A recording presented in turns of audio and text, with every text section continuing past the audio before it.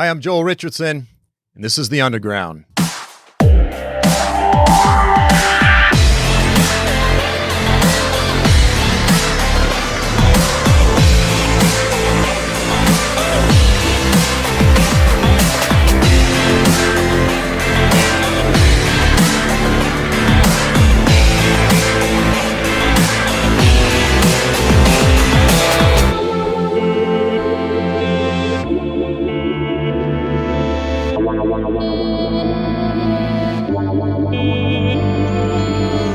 Welcome to this week's episode of The Underground, a program that explores the testimony of the biblical prophets, the gospel of Jesus Christ, current events, and how all of these things relate to you and me.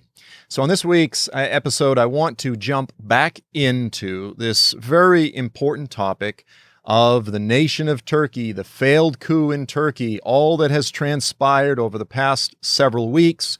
What is going on in Turkey? How does that relate to biblical prophecy? Now, before we jump into this issue, I know that many of you are wondering, Joel, how did the debate go with Dr. Tommy Ice? And so I want to give just a very, very brief report for those of you that have been anticipating the debate. Let me just say very briefly, it went very well. I felt as though it went very well. I think there were a lot of visitors there that were supporters of or adherents to the Islamic Antichrist perspective. I think there were quite a few that were on the fence, and then, of course, quite a few that were holding to the traditional Roman Antichrist theory. So the room was fairly equally divided, and all of the feedback that I've received has been very positive. Everyone felt as though Tommy was largely unprepared for the debate. Just briefly, I'll say the title of the debate was, is the Antichrist a Roman or is he from the Middle East and possibly a Muslim? What do the scriptures say?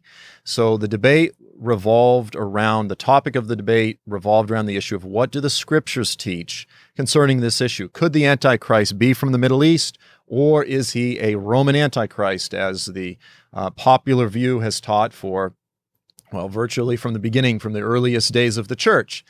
And, as those of you that have been following my ministry for any amount of time, you know that I've written a book called Mideast Beast, the subtitle of which is The Scriptural Case for an Islamic Antichrist. Now, before the debate, I got online and I found a sermon that Dr. Ice had taught at a Bible church at a sort of prophecy conference a few months ago. And he was critiquing the idea of a Muslim Antichrist, but even more specifically, he was critiquing me personally. You know, he had a few pictures of me sort of in his PowerPoint, and he was saying, well, Joel Richardson teaches this, and Joel Richardson teaches that, and, obviously the Bible doesn't teach this and that. Well, I was shocked because I was saying, I don't teach that at all. I've never taught that. And I was thinking, Tommy's going to debate me here in a few weeks, and he doesn't even know what I teach. It's obvious that he has not read my book, Mideast Beast. And so right before the debate, I asked him, I said, Tommy, have you read my book? And he said, no, I haven't. And so, this is how I started out the debate.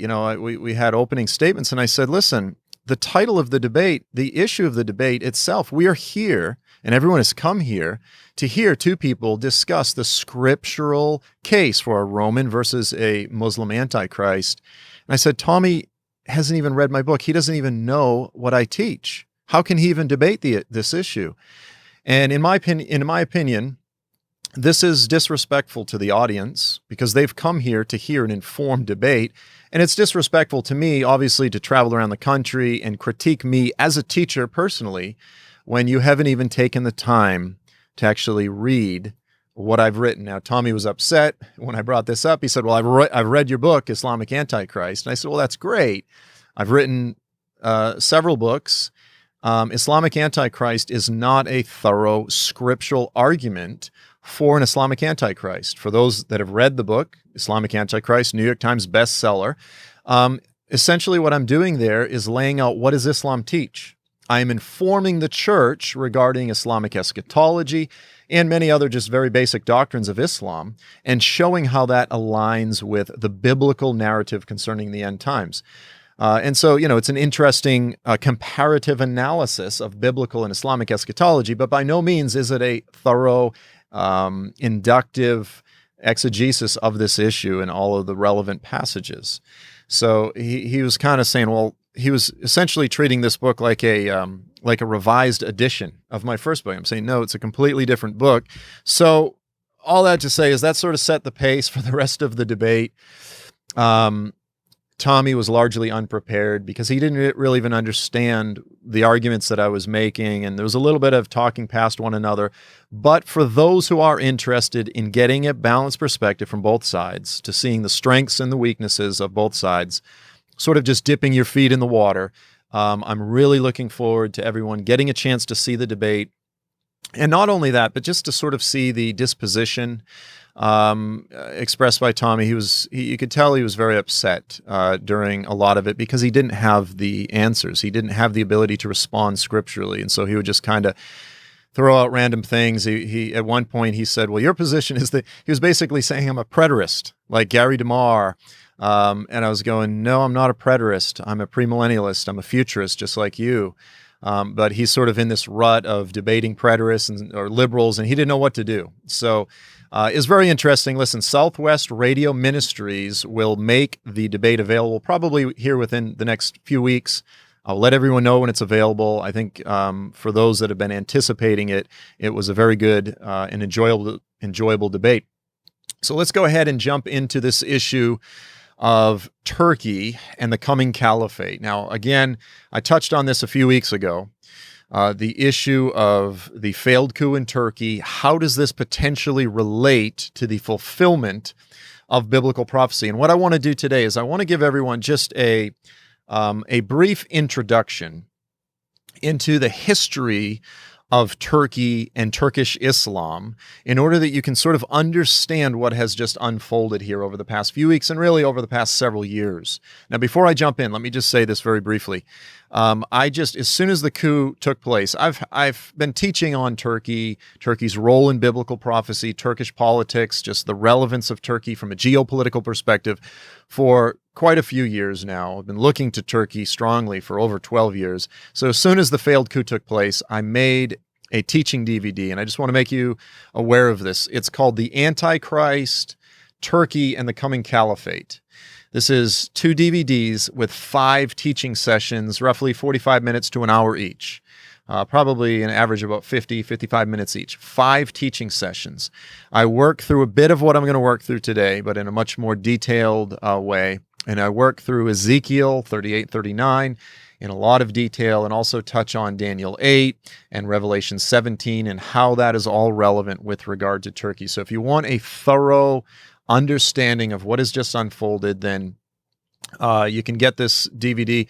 I think it's called the Caliphate Special or something like that. Go to Joel's Trumpet, go to the store. You can get this.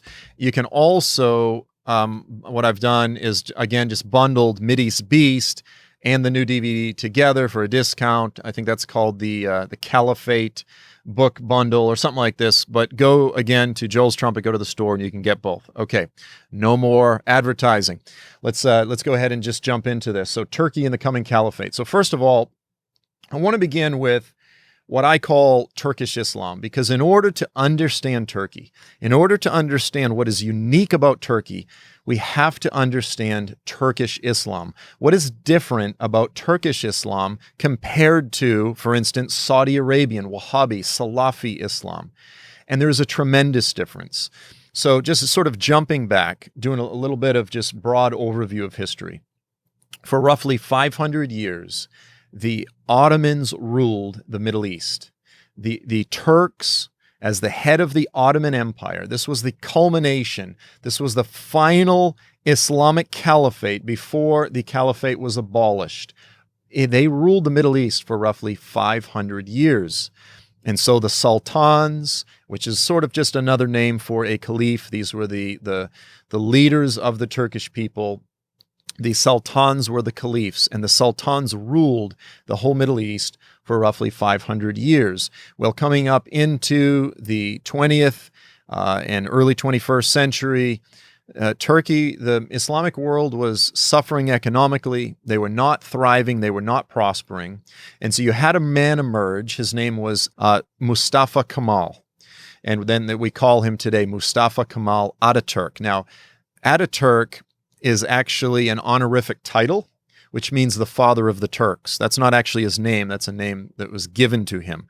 So Mustafa Kemal Ataturk, he emerges as a leader in Turkey during this time when the empire is suffering. Turkey was known back then as the sick man of Europe, okay, because Turkey is actually part of Europe and part of the Middle East. It's the bridge nation, which is one of the reasons why it is such a critical strategic nation in the earth, and it will always enjoy that strategic benefit of its simple location.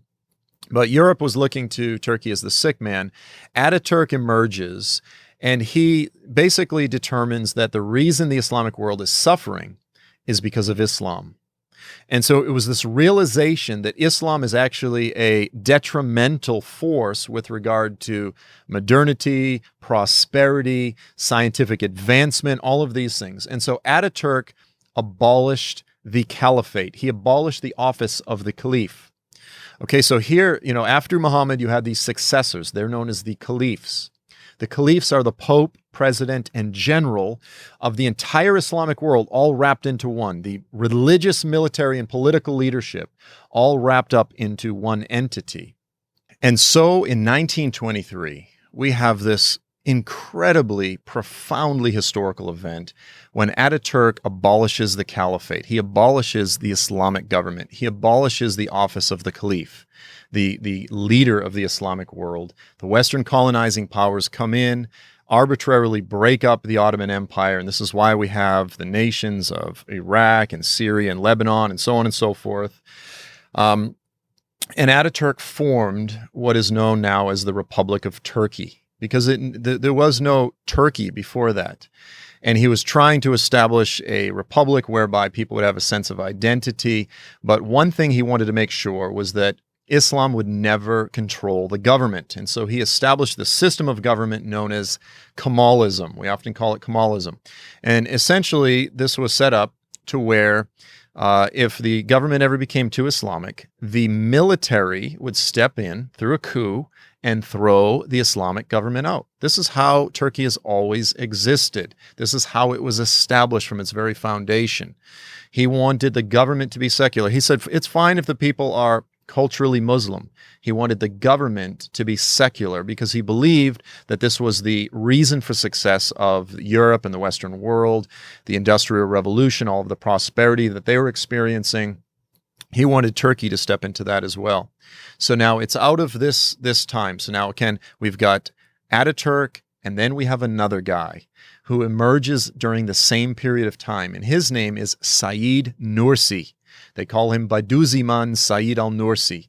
Bediüzzaman, like Ataturk, it's an honorific title. It sort of means the miracle, the wonder, the amazing man of Allah, the sort of the miracle of Allah, the most amazing guy, Said al-Nursi. So they call him Bediüzzaman Said al-Nursi. And then he was essentially competing with Mustafa Kemal Ataturk. So what is unique and distinct about al-Nursi? Well, first of all, Nursi is a Naqshbandi Sufi. Okay, so he's not a Wahhabi, he's not a Salafi, he is a Sufi leaning more toward a Sunni Muslim. Now, he was a brilliant guy. He wrote, for instance, a commentary on the Quran called Rasuli Nur. It's like a 6,000-page commentary on the Quran. He wrote multiple books throughout his lifetime. He was a profound, Islamic scholar. Now, he was also an Islamist, which means he believed in Islamic government, just like the Wahhabis, just like the Muslim Brotherhood, just like any of these other Islamist movements that were emerging during this time, during the early 21st century.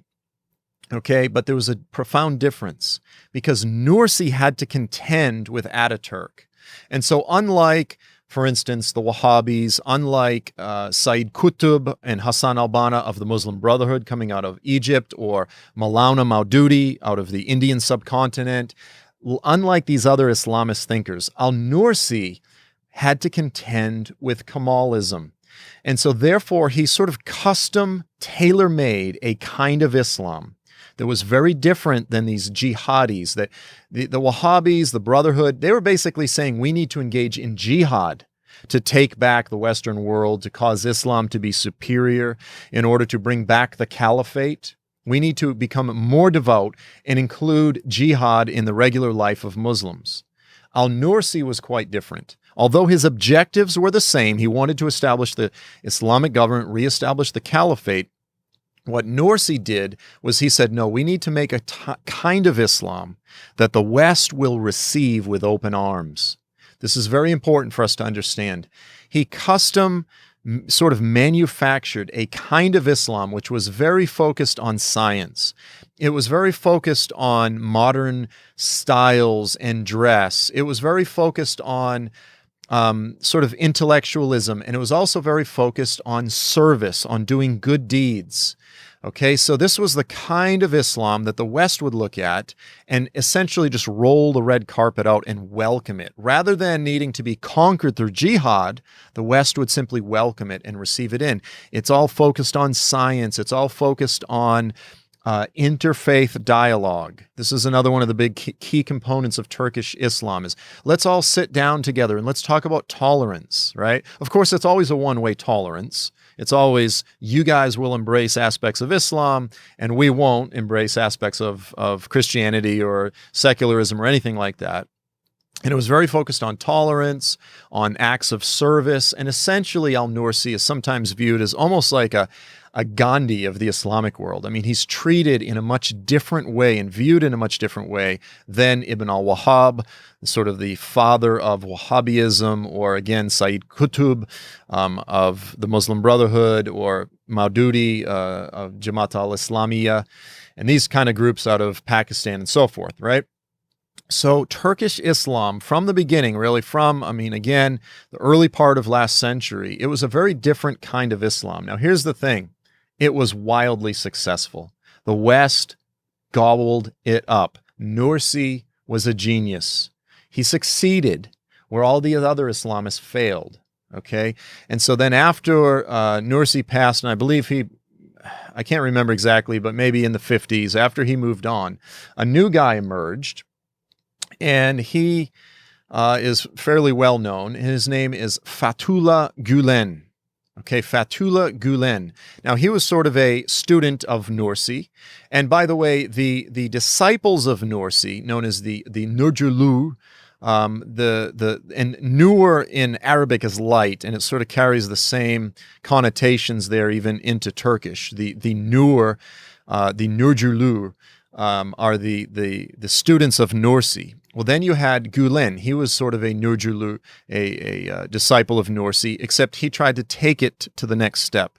Now, Gulen started out as an Islamist. Again, he wanted to establish the caliphate. And he's made these statements where he talks about needing to, where Muslims need to infiltrate the arteries of the system and patiently take over the government until they make their move and take over the secular government, because the goal has always been to retake Turkey for Islam. Now, Gulen, following in the steps of Nursi, what he did is he basically preached a very service-oriented kind of Islam, and it's known as Hizmet, which means service. His movement is known as the Hizmet movement, which is all about service. It's all about education. It's all about science. It's all about modernity. It's all about interfaith dialogue. Now, to the degree that Nursi was sort of viewed as the Gandhi of the Islamic world, 10 times more so was Fethullah Gulen. Now, to say that it was successful is an understatement, because so successful was their approach to Islam that the United States, the CIA, and as we tend to do, we got fully behind Gulen. We got fully behind Turkish Islam, to where you have testimonies of various former CIA agents and CIA agents saying that for years we were actually funneling the money from the poppy fields in Afghanistan to Turkey, and specifically to Gulen, because Gulen today is a multi-billionaire. Now, when he was then tried by the secular government for being Islamist, he slipped out of the country. He slipped out of Turkey. How? With CIA help. Where does he live now? He lives in rural Pennsylvania, and he's lived there for over 20 years now. He's in his 80s. Okay, so probably the most powerful Islamist in the world is living in Pennsylvania, given cover by the government, being covered by the CIA, because we got behind him. Why? Why did we get behind him? Well, because we fell for their ploy, hook, line, and sinker. We believe that this is the kind of Islam that we want to see replicated throughout the world. As opposed to the Arabian, Saudi Arabian Wahhabism, we wanted to get behind Gulen. Okay, so that's a little bit of a background. Well, then you had in the late 90s, you had this guy emerge. He was the former mayor of Istanbul, Recep Tayyip Erdogan. And then in 2002, Erdogan was elected as the prime minister of the AKP party. And over the past 14 years or so, he has emerged as a major, major power player in Turkish politics. The AKP party, by the way, is the Islamist government, the Islamist party. Now, there were a handful of times throughout Turkish history where the military stepped in and tried to remove the Islamist government.